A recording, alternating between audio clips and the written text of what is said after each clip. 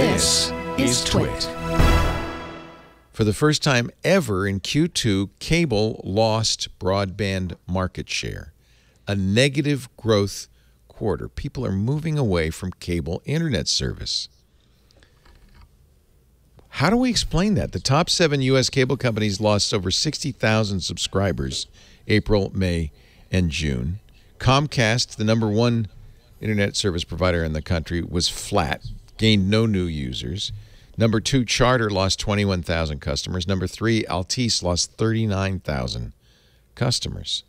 Is this just a blip, or is this signaling a sea change? Wasn't this the promise of 5G? 5G was going to be so fast that it was going to be. So you add that to the fact that not everybody needs a computer. If you just do all of your computing on your phone, and you can't really tell the difference in speed between, because remember, even if you have the best ISP in the world, you're still limited to your Wi-Fi speeds. So maybe people are just like, hey, this is good enough. No worries. I think you nailed it. Yep. I have a PS to that. Yeah, go ahead. Good. The PS to that is for power users. Cable can't get fiber to a lot of places. So I know that we dumped our cable to go with AT&T because they could get us fiber. Yeah, AT&T has been aggressive in rolling out fiber. In fact, it's interesting because Google had stopped doing fiber, Google Fiber. They just announced, I think, 5 new cities, and they're going to be rolling out more fiber.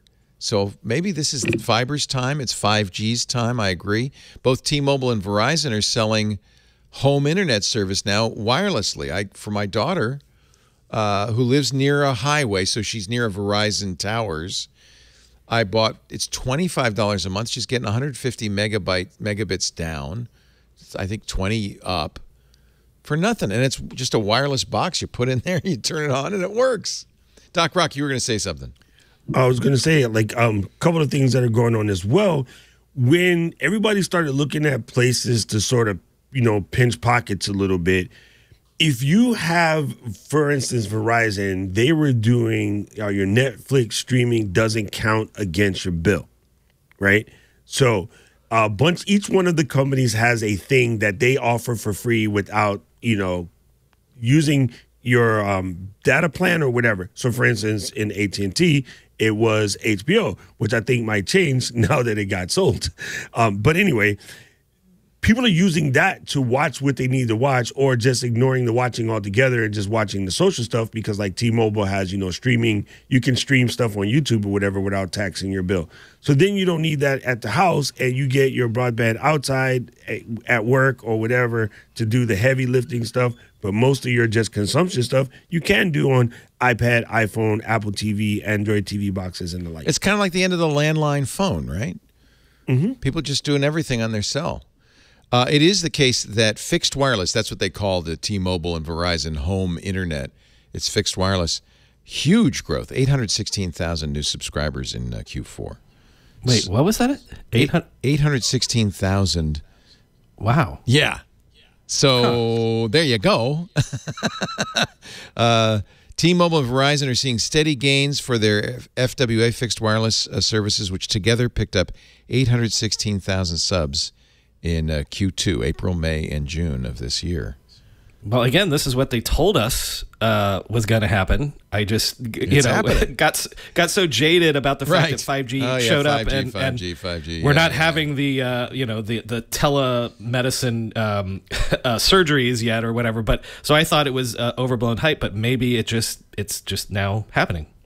I mean, here's the cool thing to look out for: if T-Mobile is growing at that clip, and somehow I'm a Deadpool mobile subscriber, which runs on T-Mobile. So, like, if Ryan and McElhinney can get over there and talk it up and get them to allow us to get one of these in the house, hey, it's on. I'm switching.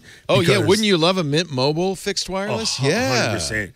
I call it Deadpool Mobile, and my girlfriend's other boyfriend is Ryan Reynolds, so I actually like him too. I'm like, hey, it's incredible. It's absolutely incredible, and I do believe if they could figure out a way to let some of the I want to call them MVNEs, but that's a hard drive.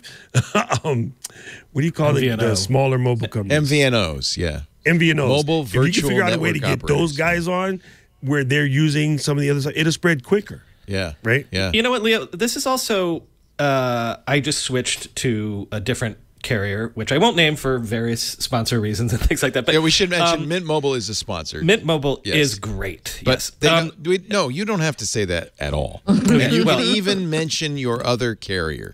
They sponsor my show as well, so I do love Mint Mobile. Oh, okay. So you don't want to so- say the other carrier. But the other thing that has just happened since I did that switch, I never used to get millimeter wave. And I have, and I live in New York City, so that was also why I got jaded. I was like, okay, it's a year, 2 years into them switching this on. It's just hype. But now I've been getting it, Really? and it actually is noticeable that it's faster. So I don't. I mean, still millimeter wave, which is the fastest, gigabit plus telco cellular data, is very, very limited, both in locations and range. It only goes 800 feet, so you must be living near a tower. And weird places, because it's on my walk. I do walks and runs around Prospect Park, and in Windsor Terrace on Prospect Park Southwest, boom, it shows up. Exactly. But then, Grand Army Plaza, where there's tons of people, it never shows up. Right. But yeah, when it does show up, it is noticeable. Yeah. You will notice a difference. I think the big change, though, was the mid-band, the rollout of the mid-band. So there are 3 bands. There's millimeter wave, which is a very, very high frequency. There's the 700 megahertz low frequency, which is really no faster than LTE. So you could be on it. Technically, it's 5G, but you'd never know. But, and I'm seeing it here, I'm seeing it everywhere. This is what my daughter is getting. There's this mid-band, which is very fast. It's noticeably faster than LTE. That is being very widely rolled out by all the big 3 carriers. And I think that is really what's happening. And that's I like you, Duck. I mocked 5G. I remember that Apple announcement, not last year, but the year before, where they said 5G every 3 seconds.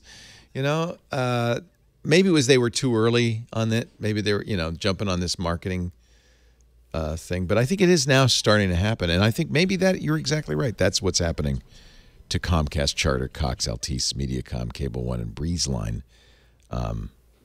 Now, I noticed that Spectrum's not on the list, but it's funny because that's our building contract, for the condo. Yeah. They just came in and stuck in all of the internal fiber lines.